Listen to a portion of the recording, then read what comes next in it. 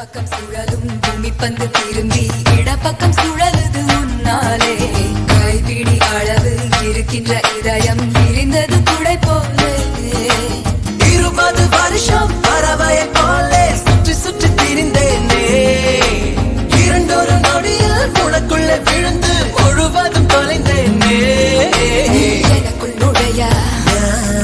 நான் உனக்குள் பழைய நாம் நமக்குள் கலைய நம் உலகம் உரைய புலிமா